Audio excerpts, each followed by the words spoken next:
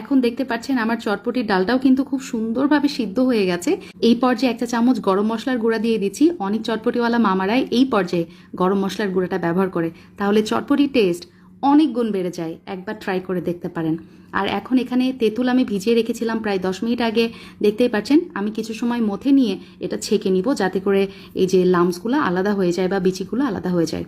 এখন এই তেঁতুলের গাদ আমি যেটা করব, কড়াইয়ে নিয়ে নিব। সম্পূর্ণটাই আমি নিয়ে নিয়েছি। তার মধ্যে এখন ব্যবহার করছি 1 কাপ পরিমাণ পানি।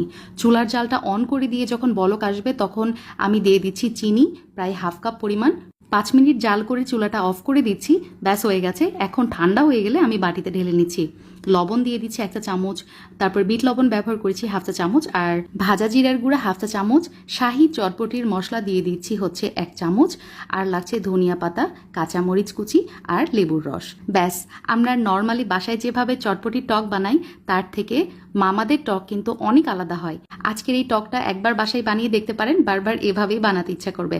এখন কতগুলো ফ্রেশ সবজি আমি এখানে নিয়ে নিয়েছি, যেমন শসা, গাজর, টমেটো, ধনিয়া পাতা, তারপরে পেঁয়াজ, কাঁচামরিচ, লেবু। তো সব কিছু কেটে একটা সাইডে রেখে দিচ্ছি। আর এখানে কতগুলো আলু সিদ্ধ করে রেখেছি, ডিম এটাও কেটে একটা সাইডে রেখে দিচ্ছি। তো সব প্রিপারেশন কিন্তু আমার শেষ।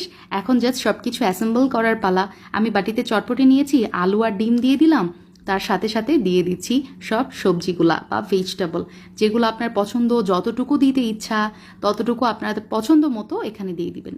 লবণ দিয়েছি 1 চা চামচ, বিট লবণ 1 চা চামচ, তার সাথে এই যে শাহি চটপটির মশলা ব্যবহার করেছি 1 টেবিল চামচ, আর ওই যে স্পেশাল টকটা বানিয়ে রেখেছিলাম না, সেটা দিয়ে খুব ভালোভাবে সব কিছু একত্রে মিক্স করে নিচ্ছি। আর সার্ভ করার আগে আমি যেটা করেছিলাম, আবারও উপর দিয়ে সামান্য করে ভেজিটেবল ছড়িয়ে দিয়েছি, ফুচকা উপর দিয়ে ভেঙে দিয়েছি, আর একটা সিদ্ধ ডিম এভাবে আমি গ্রেট করে দিয়েছি, যাতে করে একদম মামাদের মতো সেই অথেন্টিক লুকসটা আসে। আর চটপটিওয়ালা মামারা যেভাবে প্লেটে সার্ভ করে দেয় সেটাও আপনাদেরকে দেখিয়ে দিচ্ছি। প্লেটে প্রথমে চটপটি দিয়েছি, তারপরে মশলাটা দিয়ে দিলাম, তারপরে ইচ্ছা মতো ভেজিটেবল দিয়েছি, লেবুর রস চিপে দিলাম, ওপর দিয়ে এই যে ফুচকাটা ছড়িয়ে দিচ্ছি, আর এই যে আমার মন মতো সসটা দিয়ে নিচ্ছি বা টকটা দিয়ে নিচ্ছি। আর সার্ভ করার আগে এভাবে ডিমটা একটু গ্রেট করে দিয়ে দিবেন, তাহলে একদম চটপটিওয়ালা মামাদের মতোই লুকস আসবে। আর আমার চটপটি দেখে কেউ কি বলবে যে এটা আমি বাসায় বানিয়ে নিয়েছি? মাশাল্লাহ, দেখতে যেরকম হয়েছে না, খেতেও কিন্তু হয়েছে ফার্স্ট ক্লাস। নিঃসন্দেহে এই রেসিপিটা বাসায় ট্রাই করতে পারেন। ইনশাল্লাহ বাহিরের অস্বাস্থ্যকর চটপটি আর খেতে হবে না।